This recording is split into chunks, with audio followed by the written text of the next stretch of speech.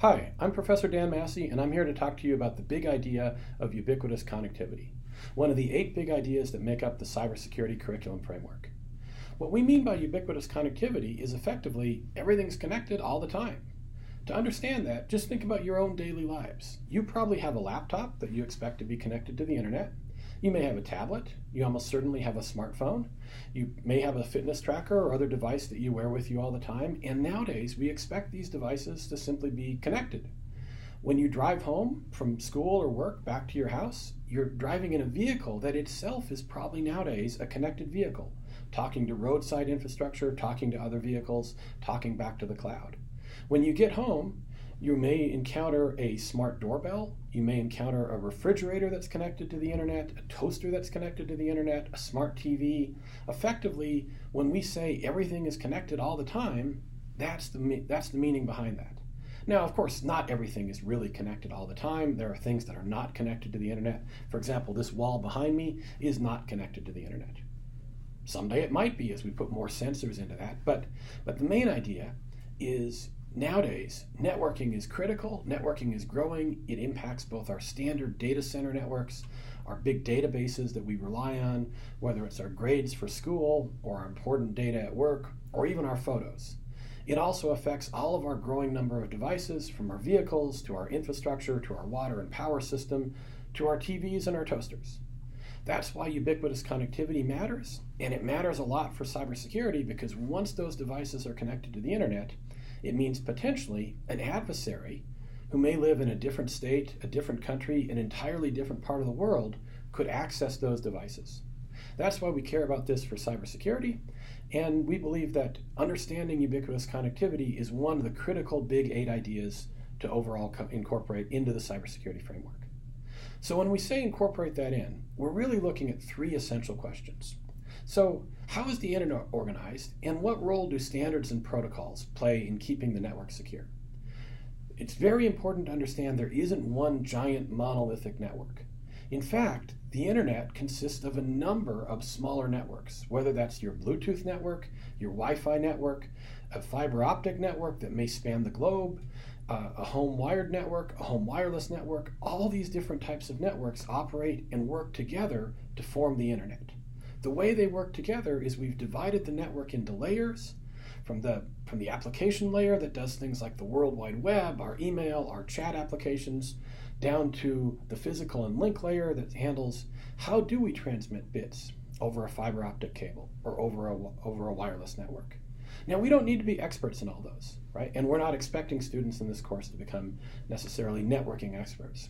We just want to know enough about how the network works to understand the implications for cybersecurity. And the key part of that is first just understanding the network consists of many smaller networks that are put together, and that the network defines protocols and standards that operate at each network, so that web developer doesn't need to understand how bits are transmitted over a fiber optic cable. And that developer of the fiber optic cable doesn't need to understand the protocol used to send voice over IP messages or to record and download this video. That layering and that standardization has been critical to the success of the internet, and that's one thing we hope the students will gain out of this course. So once we have that big broad understanding of, okay, the internet consists of lots of little networks, there's layers, there's protocols, and the goal is to make everything work together, ideally via open standards, then we can move on to the question of, well, so how does the adversary leverage connected networks to serve their purpose? That's one of the key parts of cybersecurity, and one of the key changes we've seen in recent years. It used to be the fact that, hey, if I wanted to break into, say, your vehicle, or even your refrigerator, that required primarily physical access, proximity to where you are. I couldn't sit in another country or another continent and say, I'm going to intercept communications to your vehicle or communications to your toaster. But with the internet and the connected devices, potentially I could.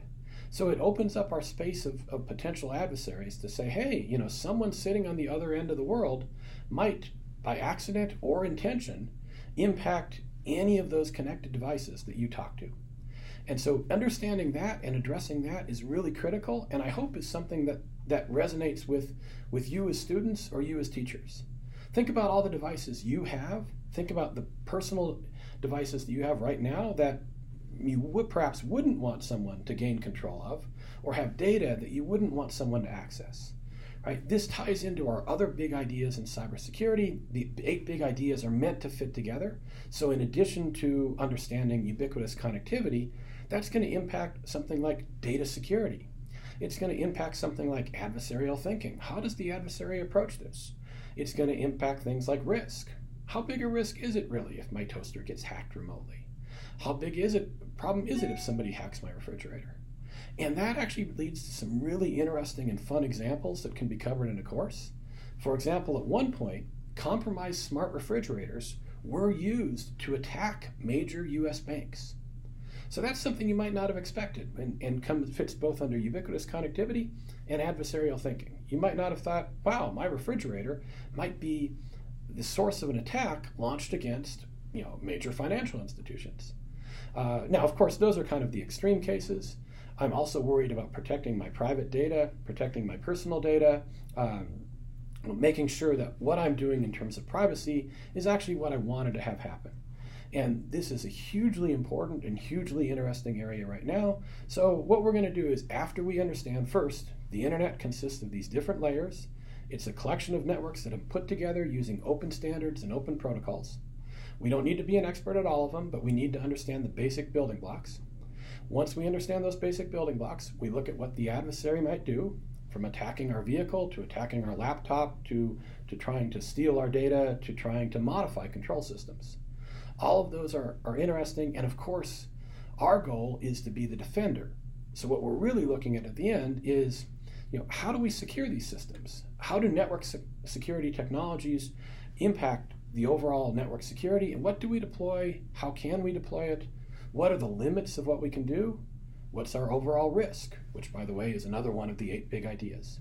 So building all those together, that's our objective in this unit, is to understand the basics of networking.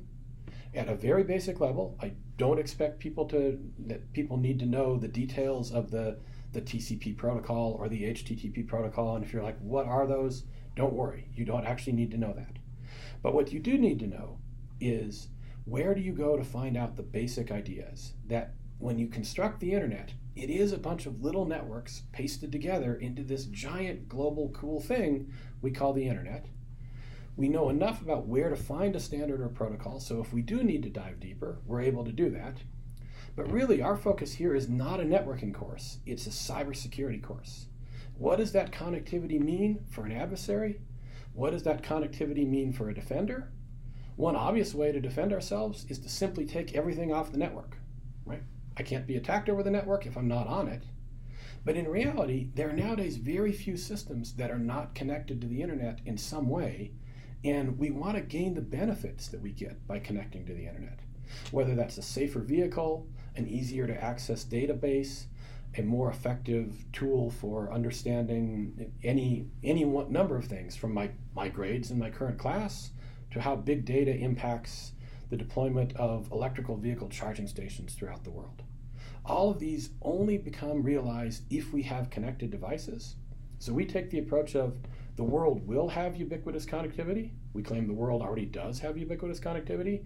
And we as cybersecurity experts need to understand, what does that mean for both the adversary, who's trying to do damage via the network, and the defender, who's trying to protect our devices on the network.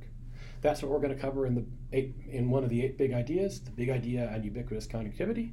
I'm very excited about this topic. I think we've got some great additional questions in there. We covered the 3 essential questions. How's the internet organized? How does an adversary leverage the internet for their purposes? And how does a defender leverage the internet for defense? If you can cover those 3, I think you've got a great start to cybersecurity, and I think it fits in well in pretty much any course that you'd want to teach in cybersecurity. Please take a look at the curriculum framework. There's a lot more detail in there in terms of learning objectives and essential knowledge statements, and we look forward to talking with you, and thank you for considering the cybersecurity curriculum framework.